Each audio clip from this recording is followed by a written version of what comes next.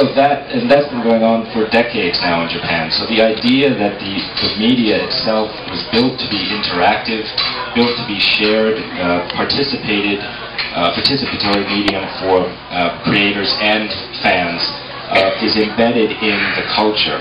When it comes over to the United States or over to Europe or other countries, particularly vis-a-vis the internet, the interactivity just explodes. And certainly a big part of the appeal of anime and manga is happening offline, which is in the enormous anime conventions and comic book conventions that happen now just about every weekend, if not twice a weekend, in all regions of the United States. And the conventions each year are attracting greater and greater numbers of attendees who dress up in extraordinary costumes often as they attend the conventions and convene in real life away from the internet.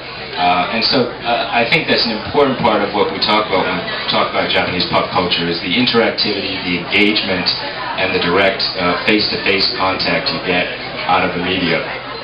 And again, what's happening right now as foreign, that is non-Japanese artists create and develop their own versions of manga and anime. So I'm going to leave it at that because the rest of it is in the book. And just wanted to, for display purposes,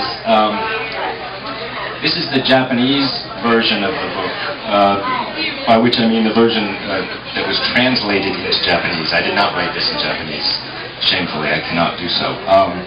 But it was translated into Japanese, and I just want to make a kind of interesting side note to this, which is that when we did the subtitle of the book, which is in English is How Japanese Pop Culture Invaded the U.S., we decided, actually I decided, because of political sensitivities, to change the Japanese subtitle to the Pop Culture Revolution in Japan. The word invaded, or invasion in Japanese, inspires all sorts of political sensitivities. The Japanese are very sensitive to the notion that anyone in Japan invaded anyone else, and that anyone from outside of Japan may have invaded Japan. So we got rid of the word invasion, and that makes the Japanese version a collector's edition. All right, I'm going to introduce now the manga artists we have with us, courtesy of Tokyopop, a great manga publisher based on the West Coast and in Japan and in Germany and in the UK, right? I think that's where the offices are. Here we have Sokora Refugees artist Melissa DeJesus.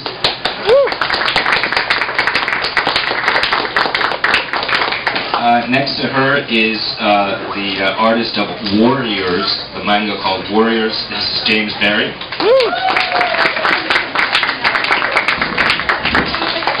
And next to James, we have Jun Kim, and her work is called 12 Days.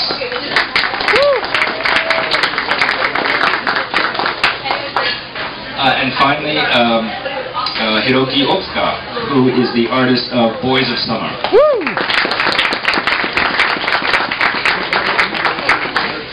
And as you can see, we have not only a range of artists, but also a range of ethnicities represented up here this evening, which is really a great example of how deep the pop culture being produced in Japan has sort of woven its way into other cultures abroad.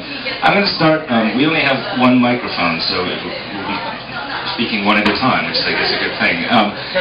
By just asking the panel, you know, to what extent, let's say, in your life as an artist, do you feel that, you know, the Japanese, specifically the Japanese aesthetic, as it is, as it appears in manga and anime. And when I say the Japanese aesthetic, just very quickly,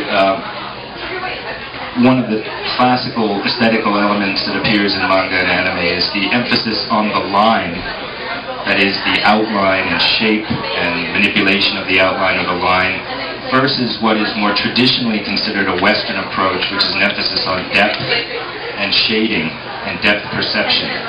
So that's one element, and I'm just